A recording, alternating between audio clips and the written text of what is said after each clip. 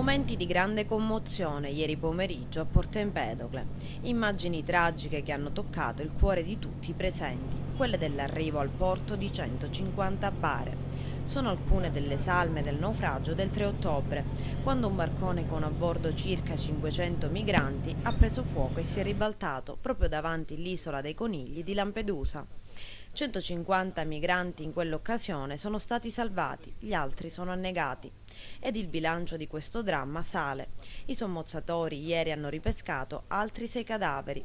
Così il numero dei morti al momento si ferma a 364. 226 uomini, 85 donne e 13 bambini. E ieri la nave della Marina Militare Cassiopea ha trasportato dall'hangar di Lampedusa a Porto Empedocle le prime salme. Sulla banchina del porto a dare dignità a questa morte autorità politiche e militari e soprattutto tanta gente comune, per offrire un saluto, un fiore, una preghiera. Presente anche il parroco della Chiesa Madre, Don Leo Argento, ma anche diversi attivisti di comitati e associazioni che hanno mostrato uno striscione con la scritta Sangue Nostrum. Le prime a scendere dalla nave 2 bare, una grande ed una piccola, portate insieme. Sono quelle di una madre e di suo figlio. Purtroppo non è il primo caso che ci capita di ricevere salme in questa parte di banchina del nostro molo. Non è evidentemente tempo di nessuna forma di polemica perché il nostro paese ha fatto tanto, hanno fatto tanto i lampedusani, va dato merito a tutte le forze dell'ordine, ai volontari, ai soccorritori, a coloro che hanno partecipato all'azione pietosa di recupero. Insomma, sono scene strazianti vedere una bara bianca di un bambino con l'orsacchiotto sopra.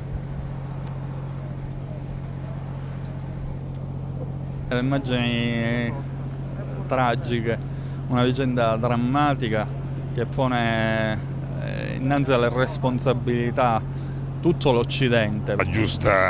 Il minimo che potevamo fare, la giusta ospitalità e la sepoltura come spetta ogni uomo. Noi avremmo preferito riceverli da vivi, queste persone. Noi abbiamo dato la disponibilità alla Prefettura di Agrigento di ospitare 5 delle vittime di questa tragedia. È uno spettacolo che nessuno di noi credo avesse mai voluto vedere nella vita.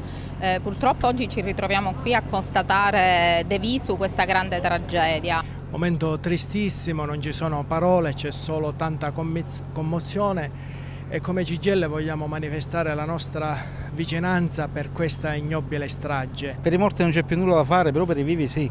Per i vivi sì, questo significa davvero condizioni di accoglienza civile. Un mare di morti, 150 bare portate a Pianogatta, che poi saranno divise nei vari cimiteri della Sicilia. Molte in attesa di un'identità, pochi di loro hanno un nome, un volto. Molte sono anonime e forse resteranno solo un numero. Questo per noi è un momento straziante, un momento terribile perché cose di questo tipo non debbono succedere e spero che non succederanno più. Comunque Pianogatta è a disposizione. Ci sarà una messa perché noi abbiamo il parroco del cimitero e che quindi faremo sicuramente una preghiera dove tutta la cittadinanza verrà chiamata a pregare assieme a noi. Io credo che la storia e gli anni in avanti consegneranno queste morti ad una categoria che oggi noi definiamo il genocidio.